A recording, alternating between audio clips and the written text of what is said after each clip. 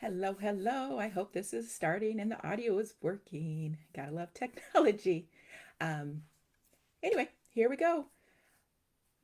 Today's topic is why do so many women suffer for so long with fibroid symptoms? Over the next couple minutes, I'm going to give you the exact process to use to get your doctor to check you for fibroids. Let's just get real here for a minute.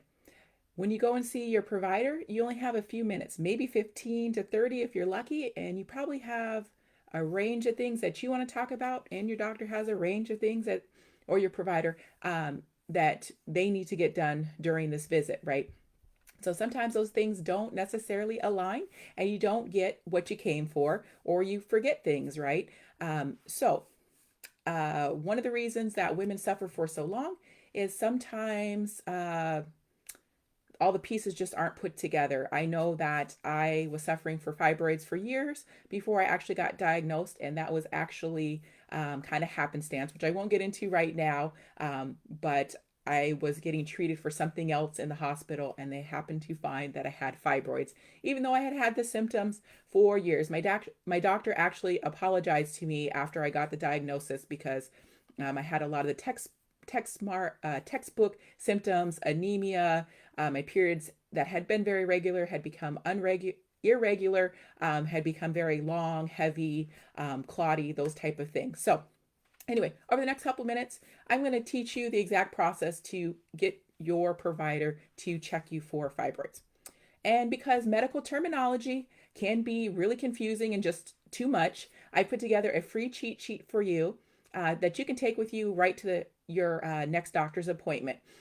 Just leave me a heart down below in the comments and I'll drop it in your messenger. And there's no email required or anything like that. So this is just be my gift to you for watching this video. For those of you who don't know me, my name is Rosa Crumpton. I'm a researcher turned nurse and a health equity advocate. Recently, I partnered with Tamara Hawkins, who's a functional medicine nurse practitioner who specializes in women's health. She has over 20 years' experience working in lactation and women's health. We decided to come together and really help people that are suffering with fibroids. And we're both really passionate about this topic because we both have our fibroid stories. So, again, in the next couple minutes, I'm going to help you find the right words to say to your doctor if you think you might have fibroids and you need to get diagnostic testing. This same process will work for other things, other medical concerns that you might have. So just stick around and see if this is helpful to you. So number one, I want you to start tracking your symptoms. This is really important, especially again, you only have maybe 15 minutes with your doctor. And if you're trying to think back what happened over the last year, the last month, what's going on, it can be really difficult when you're put on the spot. So go ahead and start tracking your symptoms. I want you to be really descriptive and really specific. Some of the things the doctor is going to ask you is how long has this been happening? When does this occur? How frequent? What's the intensity? If it's a pain related symptom, they're going to ask you like where on your body do you feel the pain? Does it radiate to other areas? Can you describe the type of pain? Like is it sharp? Is it dull? Is it radiating? Lots of different descriptive words. So just start keeping track of those things. See if there's any patterns. Maybe you get migraine headaches before you're starting your period, and that's how you know you're getting ready to start your cycle because otherwise it's irregular. So keep track of those. Number two, I want you to start having some tough conversations with your family members, especially the older generations, which I know, especially in the Black community and in a lot of minority communities, talking about health just is taboo, and especially when it comes to women's health issues. But I want you to break the taboo. I want you to go ahead and have some of those conversations because that's going to help your provider get a more complete picture of what's going on.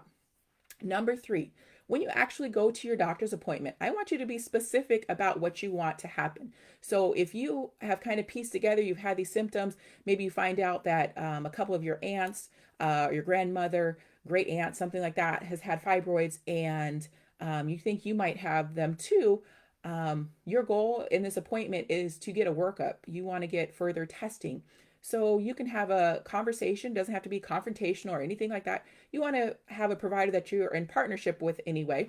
And you can say, hey, doc, hey, nurse practitioner, hey, naturopathic doc, whoever you're seeing, your provider. Um, I've been tracking my symptoms for the last couple months. My periods have become really irregular. They're occurring about every 14 to 21 days. And they're really heavy. I'm bleeding a lot. I'm having to use those extra thick hospital type pads. Um, and I talked to a couple family members, and it sounds like my great aunt had really bad periods. It could potentially be fibroids, and I really would like you to work me up for that. I've done a little research, and I found that it seems like the next step might be an ultrasound or some blood work to see if I'm anemic. What do you think about that? And just put the ball back in their court, because you want to work in a partnership with your provider. So, again, those are the three things that I recommend so that you don't have to suffer if you are suffering with fibroids, and get tested. So, I just want to wrap things up. And I know that going to doctor appointments can be super hard. So that's why I put that cheat sheet together for you.